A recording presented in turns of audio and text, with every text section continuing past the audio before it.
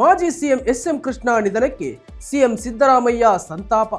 ವಯೋಸಹಜ ಕಾಯಿಲೆಯಿಂದ ಬಳಲುತ್ತಿದ್ದ ಎಸ್.ಎಂ. ಕೃಷ್ಣ ಬೆಂಗಳೂರಿನ ಸದಾಶಿವನಗರದ ನಿವಾಸದಲ್ಲಿ ತಡರಾತ್ರಿ ನಿಧನರಾದರು.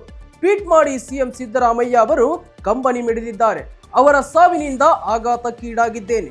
ರಾಜ್ಯ ಮತ್ತು ಕೇಂದ್ರ ಸಚಿವರಾಗಿ ಹಾಗೂ ಸಿಎಂ ಆಗಿ ಅವರು ಸಲ್ಲಿಸಿರುವ ಸೇವೆ ಅನುಪಮವಾದದ್ದು. ವಿಶೇಷವಾಗಿ ಮುಖ್ಯಮಂತ್ರಿಯಾಗಿ ಐಟಿ-ಬಿಟಿ ಕ್ಷೇತ್ರದ ಬೆಳವಣಿಗೆಗೆ ಅವರು ನೀಡಿರುವ ಕೊಡುಗೆಗಾಗಿ ಕರ್ನಾಟಕ ಸದಾ ಋಣಿಯಾಗಿರುತ್ತದೆ.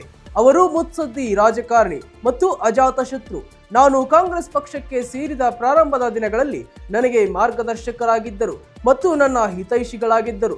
ಅವರ ದೂರದರ್ಶಿತ್ವ, ಶಿಸ್ತುಬದ್ಧ ಜೀವನ, ಸಜ್ಜನಿಕೆಯ ನಡವಳಿಕೆ, ಅಧ್ಯಯನಶೀಲ ಪ್ರವೃತ್ತಿ ಉದಯೋನ್ಮುಖ ರಾಜಕಾರಣಿಗಳಿಗೆ ಮಾದರಿಯಾಗಿದೆ.